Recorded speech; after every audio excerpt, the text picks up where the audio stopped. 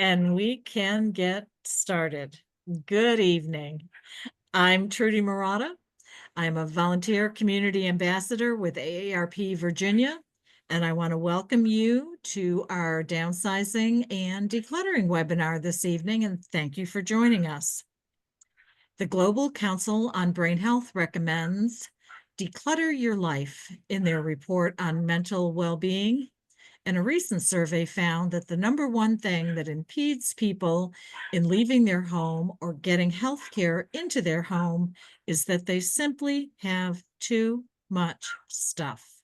So we applaud you for deciding to spend some time with us this evening to learn new strategies, new ideas, and to share your decluttering tips. The goal of this program is to help participants gain a general understanding of why stuff is so important to some people and learn practical, easy to follow downsizing and decluttering tips. In the reminder for today's session, we included a link to download the slide presentation. And in the follow-up email you'll receive after the program, we will also include that slide presentation, many resources, and ideas and suggestions from the chat box as well. Helping me this evening is our volunteers in Virginia, Sarah and Iris. They'll be helping me keep an eye on the chat box and the Q&A for your questions and ideas and suggestions.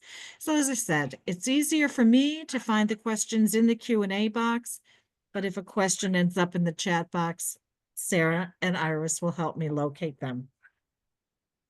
We are thrilled this evening to have Lynn Ray doing our presentation. As Director of Research, Lynn has broad experience in the medical device, biopharmaceutical, and financial technology industries.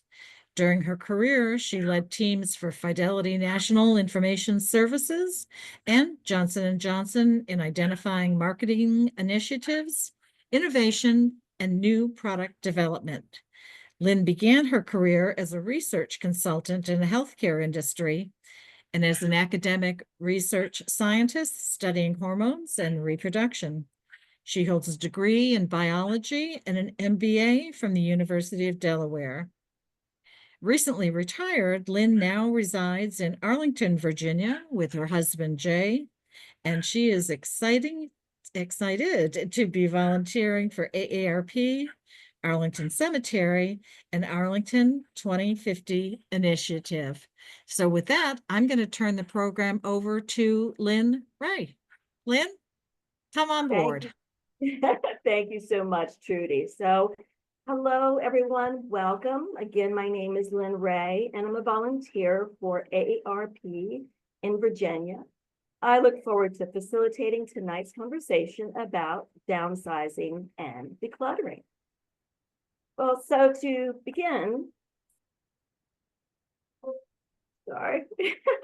So this is, many of you may know, a famous icon, and it is King Tut. We'll have more to say about him a little bit later. And AARP created this workshop because we wanted to help. And in this session, we're going to cover a lot of ground.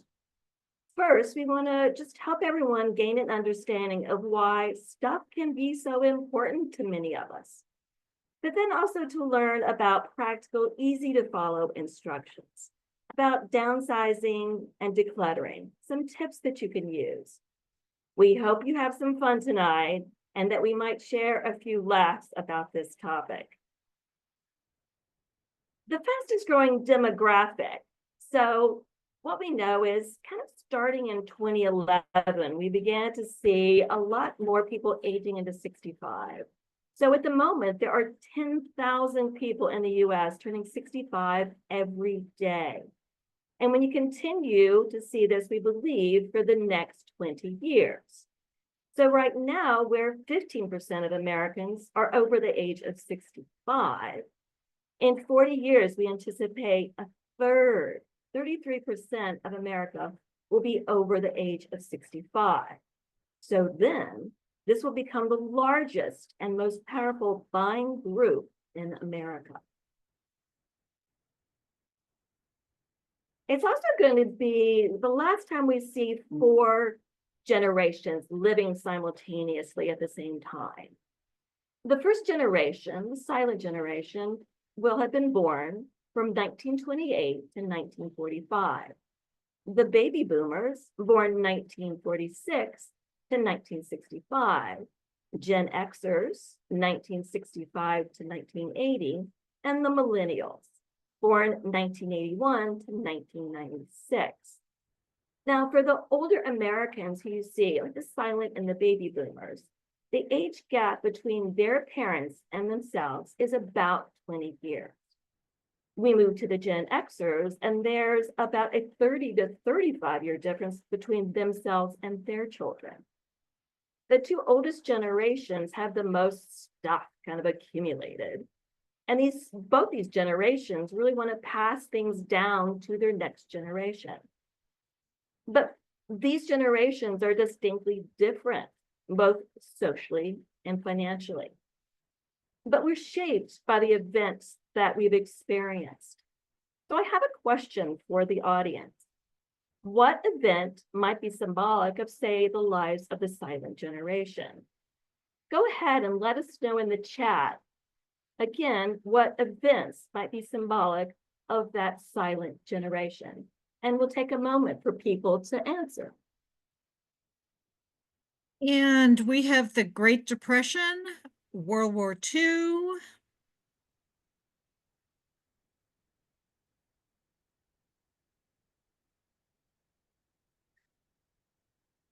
most of our audience members are Cold War.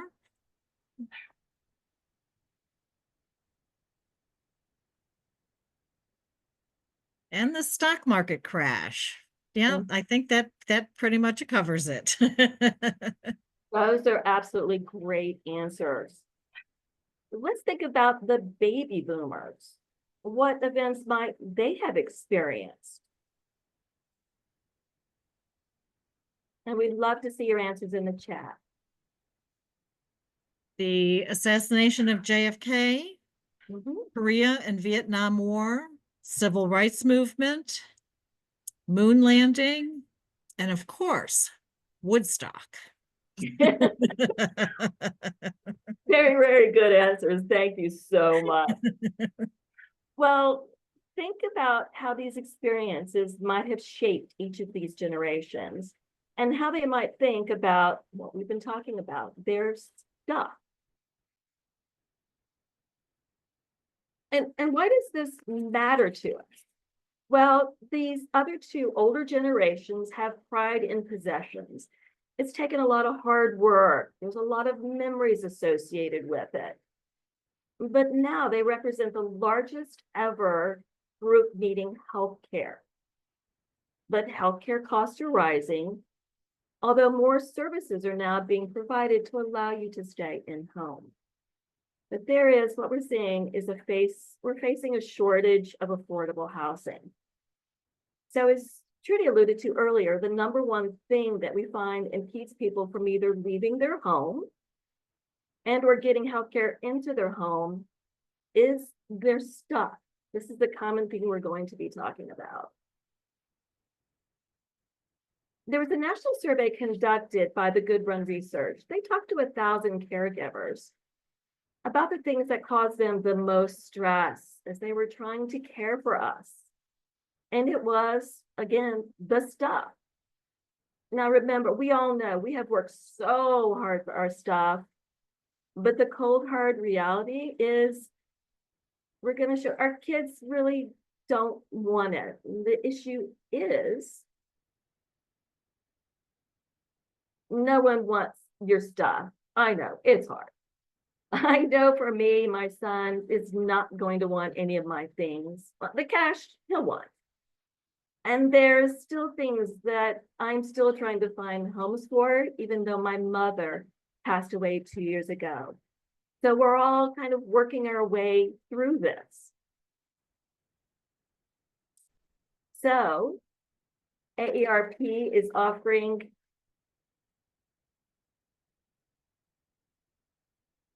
a couple of tips about 10 tips exactly about how we can get rid of our stuff. Let's look at that first tip.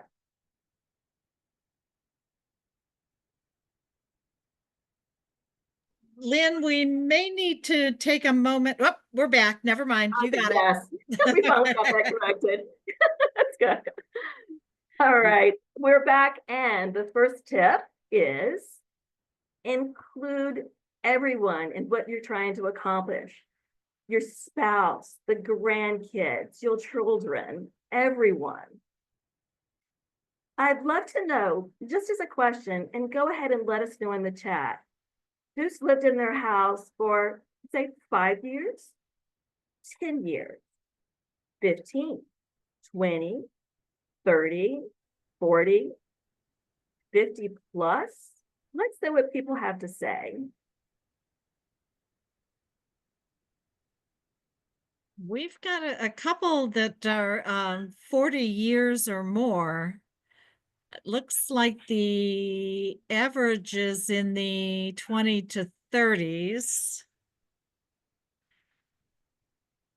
So a long time we've been in our homes and we've been accumulating things. There's many of us who've stayed in our homes for 50 plus years. Now the question is, do we really think we can downsize and declutter by ourselves over a weekend? We really need help in getting this task done. Even if you prefer to do it yourself, it's important to include everyone in the house. It's also important to not exclude your spouse, even if you think they don't want to help. Give everyone the opportunity, including your grandchildren, a chance to help. Remember, let others help you. This is a big task, and they might actually help you in making some of the decisions you're going to be making. Next, oh, it's a fun one. This is the 10-minute sweep. So the best way to clean a room, let's take a look at this one, is instead of looking at the room as a whole, focus on a small area, maybe a 2 by 2 foot square. I always compare this to trying to lose the 50 pounds. If you try to do it all in a week, more than likely not going to be able to do it. But if you focus on 1 pound at a time, that tends to work a lot better.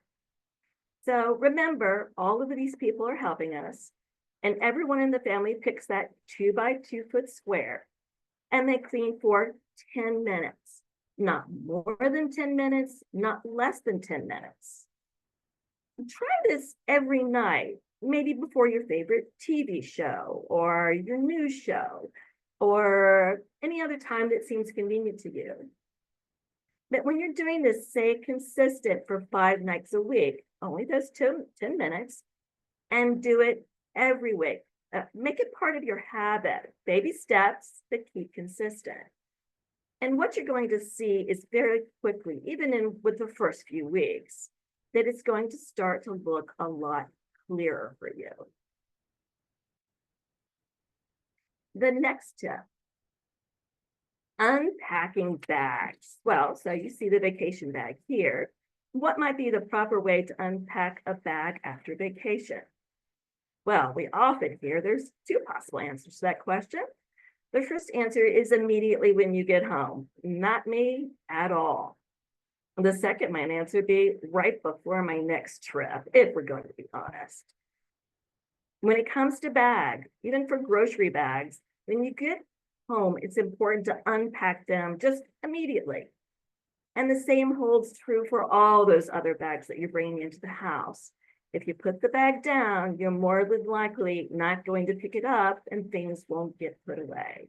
So just make it again a habit. Always unpack your bags immediately. Make sense?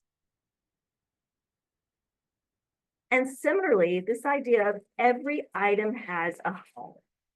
So don't let stuff you bring home stack up in the corner, on the cabinet, on the bed, wherever your spot is. Put everything where it's supposed to be. Groceries in the kitchen, tools in the garage, clothes in the closet.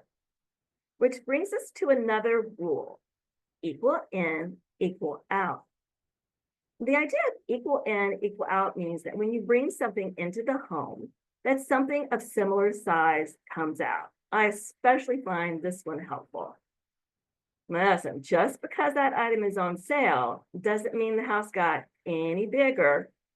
And where are you going to put it? The next one, number 5, keep, sell, donate, and trash 4 piles. Remember, when you're sorting through your items, break them into these 4 piles: a keep pile, a sell pile, a donate, and a trash. It's important to put that sell and donate pile kind of close to you as you're going through things. Take that keep pile and put it much further away, maybe across the room. And what's interesting is that we find that how much you don't keep if you really have to walk all the way over to the keep it pile. It works. The next hint, distributing legacy items now. Now, what are legacy items? These are things that are important to your family history. Now, it's regardless of the monetary value, if it's worth anything or not. When we say distribute legacy items now, we mean you're no longer telling your kids, your loved ones, you're going to give them something when you die. So many times we hear people, our parents including, say that they want to give us something away to their kids when they pass. The reality is, think about it. Consider giving it to them now. Now, giving it away to them now, so you actually enjoy seeing them use it in their own homes, whether it's Aunt Mamie's vase or it's Grandma Linda's deviled egg dish, and it helps you to empty the home faster. But remember, make sure you really do want to get rid of it. You want to give it away. If you don't have to continue talking about giving it away. It's okay. And don't be surprised by the results. When you start to think through these things, lots of times we'll see people say that they're going to give the piano away, but when they think about giving it over now, they just make the decision not to give it up. And again, that's okay. Just make that decision. Number 7. So avoid punting. And what do we mean by that? Punting is when you convince, possibly through guilt, the next generation into taking an item they probably don't want anyway. Think about it. Do you have things in your house that maybe, I don't know. We often take furniture from our parents because we knew that they'd be upset if we didn't take Aunt Linda's sofa. But we actually wanted it, but we kept it out of obligation. Well, guess what? The thing we're here to tell you is the next generation doesn't feel that same kind of obligation. They simply don't want it. But how do you find out if that's really true for your family members? You ask them directly. My mother was so good over her life to say, do you want this dish?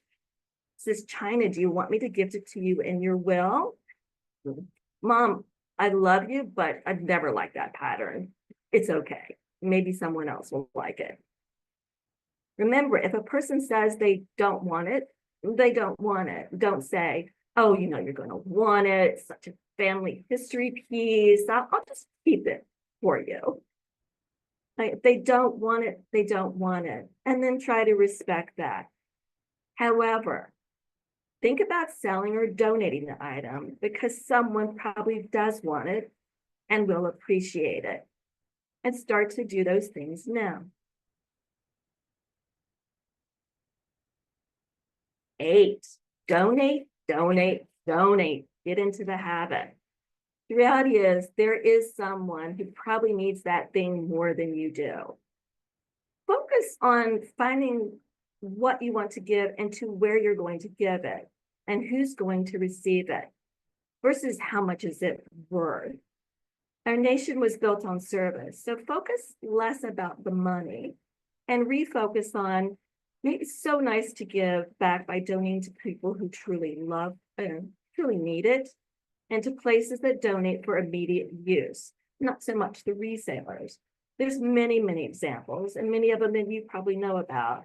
There's Dress for Success for clothes, Soul for Souls for shoes, Tech for Troops for electronics, Catholic charities, women's shelters, and on and on. There are many in your community that you can start to look into. Be realistic. This is especially true of your clothing and your food. We're all, very often not realistic about the clothes, those items. This is a picture of a gentleman who has in his closet a series of pants. Some of them are a size 28, some of 30, some of 32, some of 34, some of 36. When asked about it, there's 20 pants in the closet, but only 3 really fit. Why do we hold on to these items? Because we truly believe we're going to get back into them, right? The reality is we're probably not. It's really okay to give away the 28s, the 30s, and the 32s.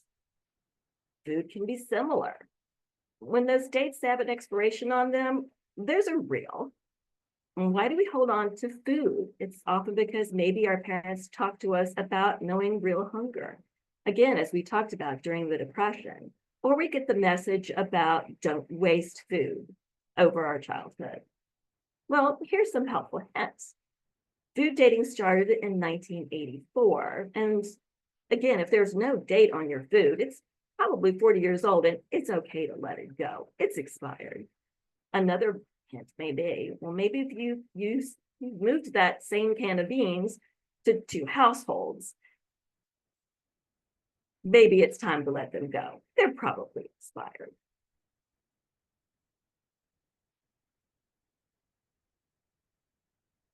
Oh, and I've saved the best for last. Paper and photos. Paper, it's really the hardest because it represents potential contacts, lost friendships, dates we might want to remember, phone numbers, potentially money, and memories. It's all about the potential. So naturally, we want to hold on to those things. And so therefore, we hold on to the paper. Really, really suggest that you begin shredding documents if you aren't already and use a shredder. If you don't have a shredder though, here's another helpful hint. Take a cardboard box and put it into the back trunk of your car. As you're walking from the mailbox to the house, go through that mail and begin taking out the things that you want to shred. Now remember, shred them into small pieces and then place them in the box. The easy thing is when the box is full, you can drive it to the shredding organization or company and they can take that box for you. More than likely, if you have that box inside, it's going to be a lot harder to remember or to get the momentum to take that to the shredder. Pictures are another big part, I know. You simply don't have to save all those photos. I know it's hard. Here's a helpful hint. If you don't know the names of the people or the places in the photos, you can probably let them go. Here's a tip we have for you. Take 100 photos you like. You really have some memory around. Write the names of the back and the stories that go along with that picture and the images. At the end of the day, it's not about the pictures, it's about the people and the emotions behind those stories. You are most likely the one person who knows who they were and what was happening, so jot that down. I am so grateful to my grandmother for doing just that. The one thing that the family does care about is the stories attached to those items. So potentially keep those 100 photos in a bag. There's all kinds of boxes that you can store your photographs in so that you can go through them as well as your family. The main thing that we hope you remember from the last 30 minutes is this is about stories, emotions, people, not the stuff itself. So celebrate the stories. There's so many ways you can do that and allow yourself to get rid of the stuff. So remember, we talked about King Tut. Well, now we've come back. This is a person who thought he would be taking it all with him. And these are the things that they found in his tomb. It's what we would consider our garage. But the thing is, he didn't get to take it with him, and neither can we. So, in conclusion, we've discussed the generations and their stuff and their different thinking around that. And we've also gone over 10 helpful hints to decluttering and downsizing. I hope you've enjoyed our session and that the information and resources are of value to you. I personally thank you very much. And as we move back to Trudy. Very good. Lynn, while we're waiting for some questions to come in, do you have any ideas or suggestions? We usually get questions about where to donate costume jewelry. Anything on your list as to where jewelry might be able to go? So jewelry, I've actually done this myself, and I've done it two different ways. Well, two different ways. If it's interesting jewelry, there are some antique malls that actually there are vendors who are very interested in those items. They often sell it for consignment, but that's okay. And they display it and sell for you. I've also You can actually even donate to theaters. They are often looking for items in order to dress their actors in. So that's another unique way to do it. I don't know if others online also have suggestions for that. Something just came up saying consider donating to high school theater groups. Yes. AARP Virginia did a Tuesday Explorer program last week on community theaters. And a lot of times there are community theaters in your community that may have an interest in jewelry, clothes, in some cases even furniture. So that might Yes. be another resource as well. How about a piano? We almost always get, how do I get rid of a piano? Pianos, large items are difficult, including the pianos, just because they're expensive to move. And they usually have to be in a very good shape before people will accept. So you can actually start with companies that sell pianos. Sometimes they also sell gently used pianos as well. Along the same lines as what we were just talking about, if you're interested in donating, there are so many places that do accept those donations and might make use of them. So your schools, your colleges, again, your community theaters, all of those groups who probably cannot afford to buy a new one on their own. That's sometimes a good idea. How about military memorabilia? That's a little tougher. We personally have donated to a museum that was collecting items, and so they were happy to have some items from my husband's time in service. You do have people who purchase as antiques, and they focus specifically on military history. Virginia is a very great state, as well as Pennsylvania, for people who do a lot of that. So you can always send them photographs and ask them if that's something they would like to have, either for their own collection or for resale. I have one audience member who would like a recommendation on donating men's suits. I think the majority of men no longer wear suits, so I'm reluctant to bring them to the Salvation Army or Goodwill, and they are expensive work suits. Men's suits. Ideas? Two from my side, and the first is I believe it's called Dress for Success. I know that you can donate items of clothing to women and men. Homeless shelters, that's a little tough, but work programs where it's really about people who are going out to interview and might not be able to afford a suit, but definitely want to show up that first time very well. So check into, do you have something local like that? The same holds for those evening gowns that you have that you're not getting back into, which I wasn't. Same idea. There's lots of young ladies who are going to proms, and buying an evening gown is very expensive. And they often hold those gowns and then offer them up at prom time. Very good. I'm going to ask Sarah and Iris to come in. Did I miss any questions in chat? No, not that I noticed, and I answered the one about World War II. Okay. And we have put some other ideas and suggestions and links to articles that may be of help as well. And I just wanted to throw out, Trudy, if I may, the thing Sure. that I used to plug when I did this before, which is for you local folks in Northern Virginia, Temple Road of Shalom does an accessory sale, if not every year, every other year in the spring. And then for the costume jewelry and stuff like that, every year, every single holiday season, they do a gift shop that you can donate, you can bring the items in and they will take them and then they will basically resell them by the kids coming in and shopping for their family members. It's a very, very, very successful event and the money goes to really good causes in the Jewish community.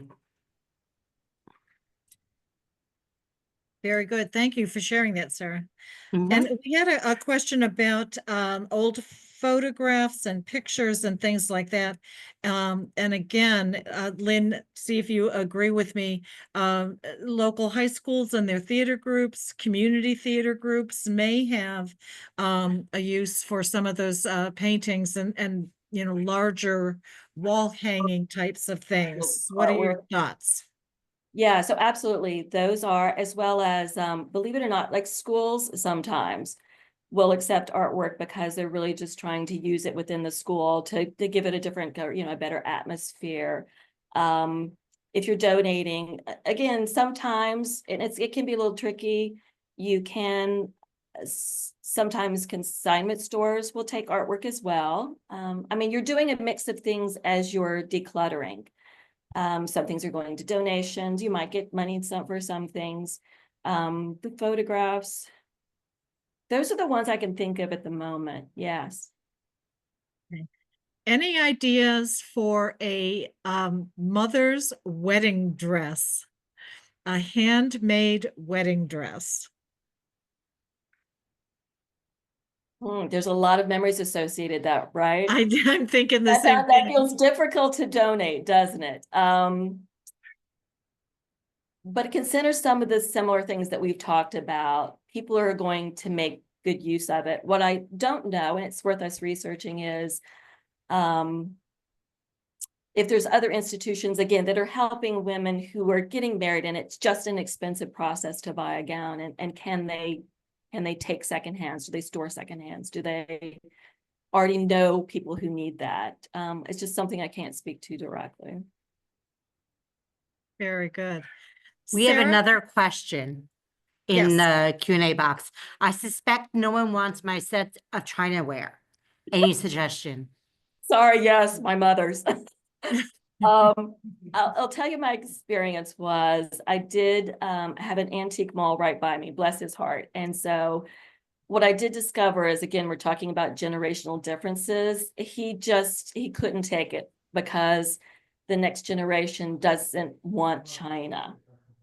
So back to the idea of, are you okay with donating it to others? You know, there are women's shelters that there are women who are moving into their first homes. You know, your Habitat for Humanities that might be trying to stock a kitchen. Those are other ways. It's hard from a resale value, I've discovered. It may be that there's a certain pattern that people are trying to fill. That's if you're comfortable with, you know, the marketplace at Facebook or some of those resale sites. It can be tricky. Do your research before you do those. Exactly. And then I wanted to say, because I saw it and then it disappeared, the temple that I mentioned is called Temple Road of Shalom. It's in Falls Church on Westmoreland Street.